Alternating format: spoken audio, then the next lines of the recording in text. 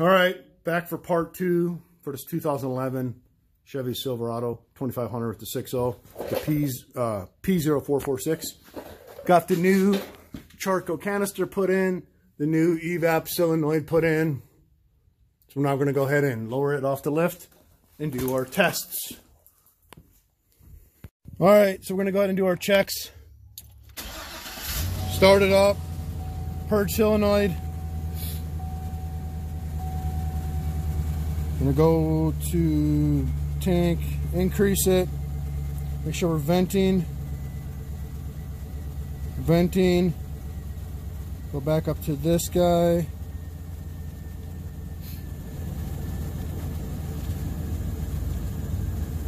Oh, sorry, right. Where the hell is it? Right here. This can't be more than negative 15% once we get to 100% up here. So we're 100% and we're at -9, -10.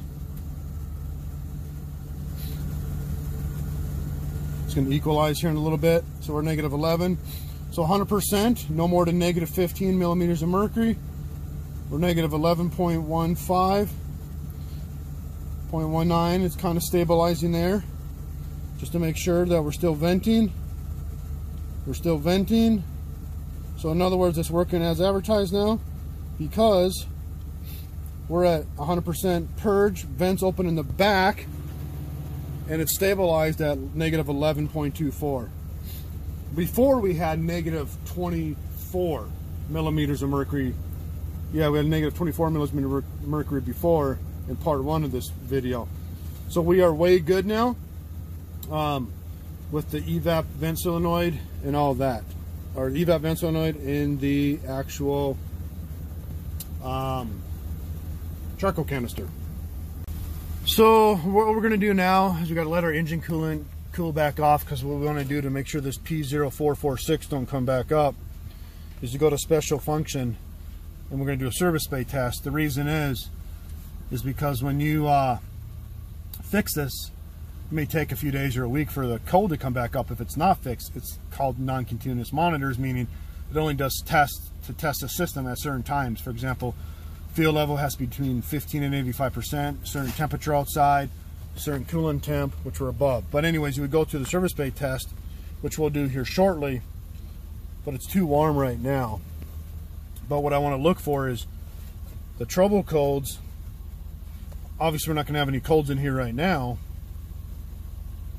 But what I do look for is once it pulls up, current and history should be nothing, which there isn't. And I like additional codes after I do the service test.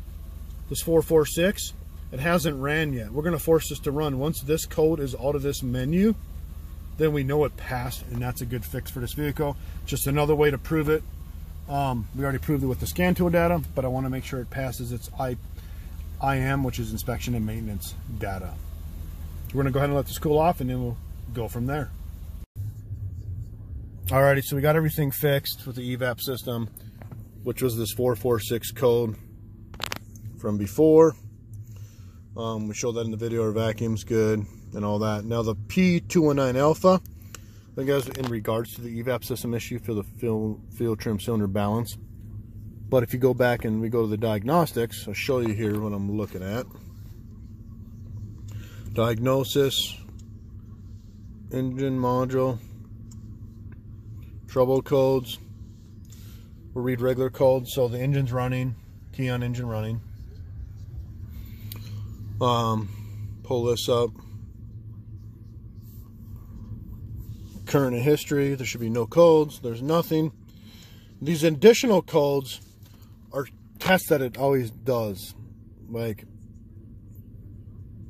this is, there's a bunch of codes in here. They're not codes on the engine computer. They're codes that the vehicle, like this one, the P0453, it hasn't ran yet. So if you look in here for the 446, it hasn't ran yet because you got to have 15 to 85% fuel. Your coolant temp's got to be below 100. There's certain parameters you can do, and you can force it to do this test with the scan tool, the service bay test. We don't necessarily have to, because we already proved that it's fixed with our data earlier in this video. But what I want to do, look for, make sure the P219 Alpha is out of here. It was in here like 5-10 minutes ago, but we've been driving it around. There is nothing. So they're in numerical order. There's no P219 Alpha. So that tells me that is good to go, because if it's not in here, which it's not, it already ran the test, and if it did fail, it'd be in the current and history, which there's nothing in there. Sorry about the glare. So that's a fix for this vehicle.